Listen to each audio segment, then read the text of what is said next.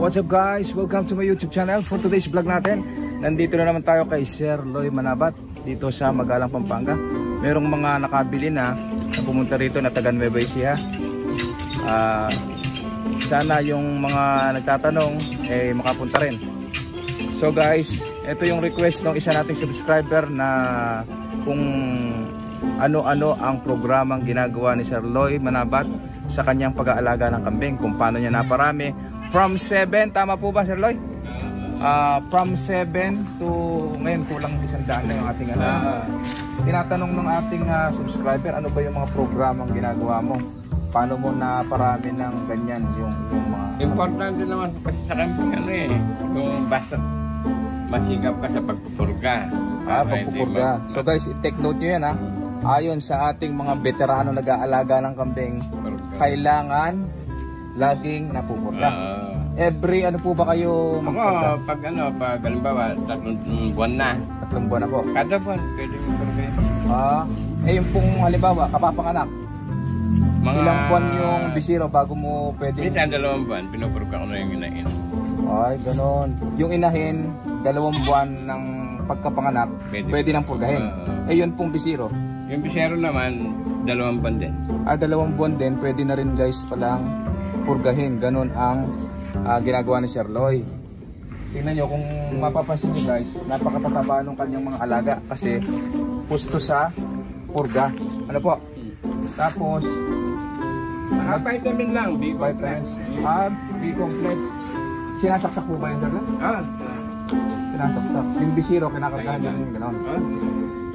Sa bisiro, ilang ml lang sinasaksak yung B-complex? Minsan, 5 ml mo. 5 ml. Sa mga... sabayan ko ng iron. Iron. Oo. At meron si Sir Loy na nanganak na may bago siyang panganak. Mamaya, sisilip sa atin. Sinasaksakan nyo ng B-complex yung bagong panganak. At the same time, binibigyan nyo rin ng iron. Iron. Okay. Saka yung bisero. Yung bisero. Ito naman, yung bisero, pagkabait, pagkatapos ng 3 araw, iron. Nilalagyan. 3 araw. Kasi guys, yung iron, para matulungan siyang makalakad kaagad. Pampalakas ng buto yun. Yun ang kailangan ng mga bisirong bagong panganak. So guys, tara, silipin natin. Tapos ano po ba, Sir Loy, ang mga ginagawa mo na pamamaraan sa pag-aalaga? Kagaya itong mga yung nasabi mo, importante, huwag basa yung damo. Oo, huwag basa yung damo. Maiwasan yung pagbasa. So guys, kami ni Sir Loy, magkaiba kami ng ng ginagawa. So ako, sa alas 10 ako nagpapastol, alas 10, kundi alas 11, 3 oras lang hanggang alauna, yun, inaahon ko na. Kabaliktaran naman ang kay Sir Loy. Ang kagandahan naman kay Sir Loy, bago magdilim naman yun sa kanya. Nakita ko, naobserbahan ko naman na maganda yung mga alaga niya. So, pwede rin kayo guys na magpastol ng ganito. Pwede rin natin gayahin yung pamamaraan ni Sir Loy. Mas maganda yung iba-iba yung pastulan mo para parasite. So guys, take note. Maganda raw yung iba-iba yung pastulan mo. Kagaya nitong ganito kaluwang. Sir Loy, gaano kaluwang itong mo? Malaki din yan, may 8,000 square meter pala to. Maliban dun sa hindi ko nakakulong. Pero pa yung nakakulong niya. Yung nakakulong niya, 8,000 square meter. Tama po ba? So hinati-hati niya to Ang ginagawa niya kasi, hinahati-hati niya para pag nakain na itong parte na to, sa susunod, ililipat naman. Susunod na araw, ililipat naman. Ganoon ang kanyang pamamaraan. Kaya titingnan nyo guys yung mga alaga niya. Ang tataba. Silipin mo. Ipakita mo ko. Pa-deliver na lang muna ng Joy. Pwede. Ganda na mga inahin niya. Ito, parang buntis din po ba ito? Oo, buntis din. Ilan pong kumanganak yan? Alin? Yan, ilan po kung manganak? Nung nanganak, nakatatlo. Nakatatlo siya. Ewan ko lang ngayon. Malaki din. Malaking inahin yan Nasa F3 na po siguro yan Kung mapapansin nyo guys, Kaya napakagandang inahin yan. Ito mo, naglalabas siya ng 3 anak. Nagti-triplets. Nabubuhay naman po yung triplets na anak. Oo, nabuhay yung triplets. Yung nakaraan na anak. Kaya lang, nabenta na. Nabenta na rin daw. Kaya sa susunod na panganak, baka yung mga magiging anak nito makuha ng ating ibang mga subscriber. Yung nakaraan, Sir Loy, taga Nueva Ecija ba yung nakakuha sa'yo? Oo, Nueva Ecija. Dinayo pa si Sir Loy dito sa Pampanga ng mga subscriber natin from Nueva Ecija.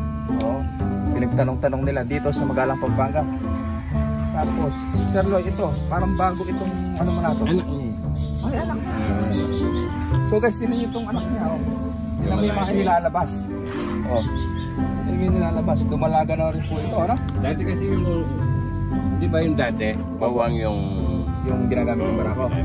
Ito yung lumabas. Yan.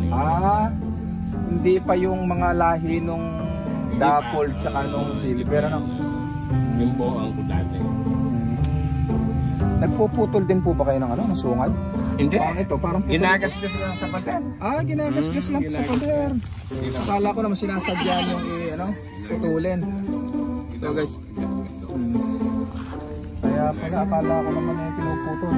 So guys, tingnan niyo yung postula ni Sir Loy. Napakaganda tingnan. Masinaw. Puro damo lang yan. Tapos yung patin dulo nyo, kung napapansin nyo, yung napier. Napier po yan, ano? Hindi ba masyadong makapal dito yung dawabak? Pwede natin. Ay, pwede. Paliligo lang ay Sir Loy. Nakatunog na dadating tayo ngayon, kaya nakaligo na siya. Ito, ipa-farm tour tayo sa kanyang farm. Kanina pa kayo umaga? Kanina pa po umaga. Galing na ako dun sa kambing. Dami po. Nakalabas pa lang. Walang ilang mayari. Guys, tingnan nyo kung gaano kaganda yung mga damo. Tingnan nyo. Kaya kung mag-aalaga kayo, guys, kung mag-aalaga kayo, magsisimula kayo mag-alaga. Number 1 na unang meron kayo, yung pagpapastulan nyo. Kasi kung meron nga kayong kambing, nagkaroon nga kayo ng kambing, wala naman kayong pastulan, kawawa yung kambing nyo, magugutom. So guys, ayun yung mga kambing natin. So marami na rin nabawas na nabili na rin nung nakaraan. Ito, ang laki ng ano niya, ang dete niya. Buntis po ba? Oo, buntis yan. Buntis yan. Ang dami buntis. Asan na yung ayun, yung anglo na bago, ano? Ayun yung anglo-nobian na nanganganak na rin pala. Magana rin yung ano, marami ba akong ay marami po ngayon. Ay ngayong August. So parang madodoble rin ang bilang nito pagka nagkataon. Sana nakabalik tayo ng August. Marami pa pong dumalaga. Ilan po yung nakuha ng taga Nueva Ecija? Isa lang, lalaki. Isa lang. Lalaking bata lang, gagawin pang-upgrade. So guys, ayun, nakakuha yung taga Nueva Ecija ng isang pang-upgrade niya na barako. Nabili lang ng 5,000. Tingnan nyo, napakamura. Ito ang isa sa pinakamababang bentahan ng kambing sa Pampanga. Kaya tinitrace nila, Sir Loy, kung saan sa Pampanga sabi ko dito lang sa ito, sa Turo o Magalang. Sir Loy, nga pala yung marami nagtatanong, nakalimutan ko, hindi ko na i-save nung nakaraan. Kabisado ba yung number mo? Abisado ko naman. So guys, ito, i-take note nyo na yung number ni Sir Loy para pagka kayo ay bibili, tatawagan yung Sir Loy. 0935 0935 901 901 2019 2019 0935 901 2019 2019. So guys, ayan na ha. Kasi last time, nakalimutan ko na naman i-sabihin sa inyo. So ayun, ganyan lang ang buhay ni Sir Loy dito. Ayun, napakaganda. Nakakalibang. Pag-aalaga ng kambing, stress reliever talaga. So guys, kung hindi nyo natatanong, ito po dating taniman ng palay, tama po ba? Palay, mais. Itong lupa ni Sir Loy na to, taniman ng palay saka ng mais nung araw. Ngayon, nag-shift siya sa goat farming kasi ang goat farming mas malaki ang kita kesa sa pagtatanim ng palay, tama po? Oo. Kasi dito walang lugi sa pag-aalaga ng kambing talaga. Wag lang kakain ng aso, mananakawan. So dito safe naman dito, hindi naman puso ang nakawan dito. Hindi kagaya ng pagtatanim ng palay. Minsan tatamaan ng bagyo, ano po? Nababaha, nababagyo. So hindi laging panalo sa pagtatanim ng palay. Kadalasan break even lang. Tabla lang kung minsan. Hindi kagaya ng kambing. Lalo na ngayon, magastos, mahal yung ano. Mahal. Abono. Napakamahal ng fertilizer. Pero napakamura ng bilihan ng palay, ano? Ito, kagaya nung sinabi ko sa inyo kanina, nagsimula si Sir Loy ng 7 piraso, tama po ba? 7 piraso. So sa 7 piraso na yan, magkano ang pinuhunan nyo doon, Sir Loy? Konti lang dahil native lang nung una kasi. Yun naman talaga ang dapat na sa mga baguhan na nag-aalaga. Huwag kayong mag-uumpisa kaagad sa mga imported. Kasi hindi nyo pa alam kung paano, marami pang mga proseso yan eh. Pagka native kasi yan, matitibay sa sakit yan. Tapos meron kayong mga native, saka pa lang kayo bibili ng isang mga upgraded na barako. Hanggang sa makasta siya, tumataas na yung kalibre ng mga kambing, ano po. So ayan guys, nagsimula siya sa 7. Ngayon kulang 100 na, napakarami. Dami pang buntis ngayon. Ang dami pang buntis. So sa August baka madoble pa yung bilang niyan ngayon. Pati yung F4 mo, Sir Loy, na na anglo. Mga ngarap din ang August niya. Ay, hindi naman yun. Huli yan. Ay, huli. Mga dalawang palay. May kadena pa yung isa. So, inyo rin po ba itong maisa na yan? Sa kapatid ko. Ay, sa kapatid nyo. Yun pong ginagawa nyo, silage. Doon sa kabila kong saka. Ay, meron pa palang lupa si Sir Loy doon sa sa Gawiron. Yun ang ginagawa nyo, silage, napakaganda ng kanyang. Yung labitan niya, like yan. Tara. Ililipot tayo doon sa may taniman niya ng napier. Kung hindi nyo alam guys, yung napier, yun yung damo na pinapakain sa baka. Sa baka, kinakain din ng kambing, kinakain din ng mga rabbit yan. So si Sir, meron siyang portion na taniman lang ng napier. Tara, liputin natin. Ano kasarap yung may ganito kakaluwang na lupa. Ay, hindi po, pero nadinig na. Meron nga pala tayo guys na nadiling isang hektare sa bundok. Ang panig ni tatay ngayon, nililinis na pinaniman ng okra sa kasiwin. Para habang nililinis mo, nagagamit. Susunod tataniman ko naman ng mga fruit-bearing trees.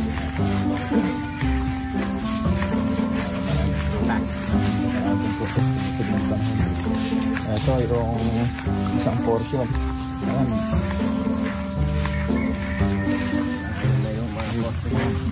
Pakot na. Tira na ng mga kambing.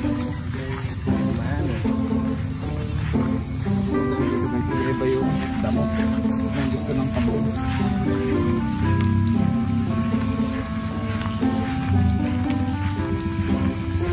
Wala kang tanong sa naman yan. Alam po, sa September pa yung atin. Meron akong hindi 3-4 na buntis. Hindi makapagparami gawa ng yung mga subscriber natin nabibili. Hindi makahindi. So guys, nakita nyo malapit na tayo sa bundok. Bundok Arayat. Halos nasa paahanan lang tayo ng bundok Arayat. Pero itong parte naman natin patag maganda yung buka.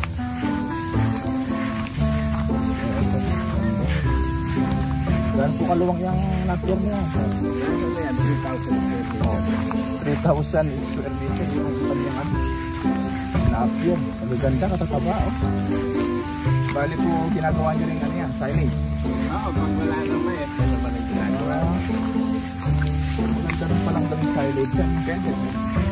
Pwede ba Sir Lloyd sa susunod? Turuan mo kami yan. Wala. Gumawa ng silage. May chopper ka dyan, eh? Meron.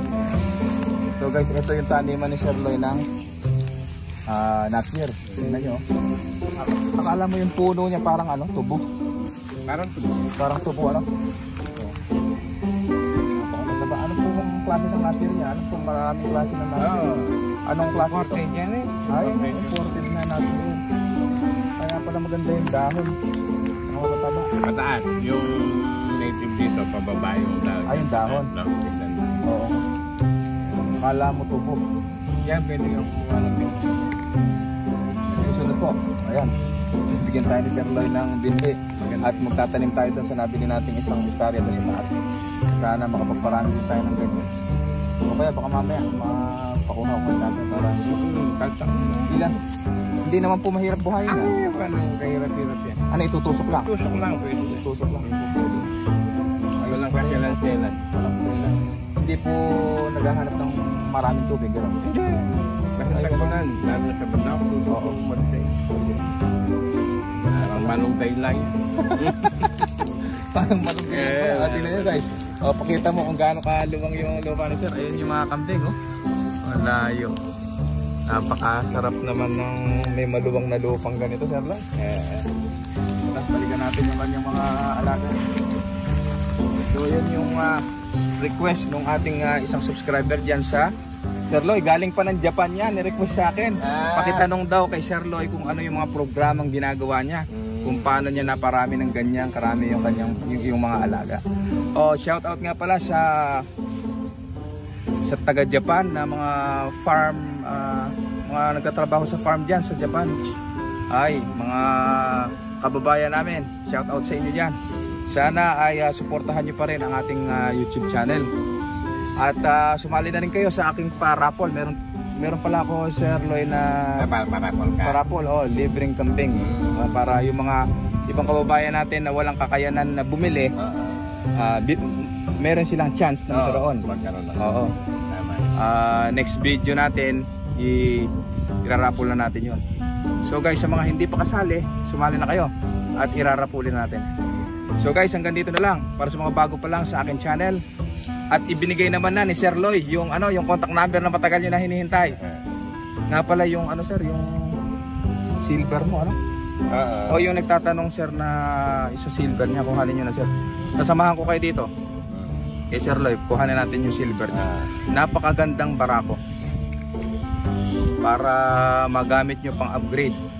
Kasi kung bibilin nyo sa mga malalaking farm yun, siguro kulang 100 na presyo na, Sir Lloyd. Yun, ibinibigay lang ni Sir Lloyd ng parang break even lang siya doon. Parang ganun lang din ang bili niya. Binibigay ni Sir Lloyd ng 45,000 lang yung kanyang silver na barako. Kaya lang naman niya inaalis yun, gawa ng nagpalit na siya ng barako. Ang gagamitin niya na ngayon yung dapol niya. So guys, hanggang dito na lang. Happy farming everyone. Thank you. Oops!